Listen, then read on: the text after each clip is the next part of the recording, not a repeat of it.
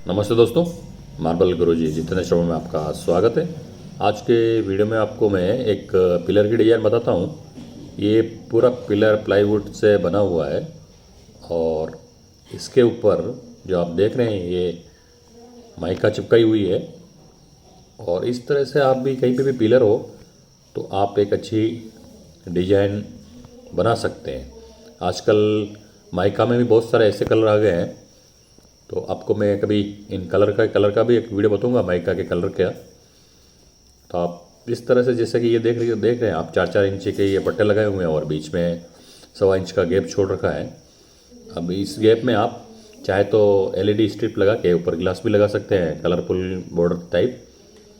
तो इस तरह से आप एक पिलर को डेकोर कर सकते हैं अपने घर के लिए, जैसा कि आप वीडियो में देख रहे हैं।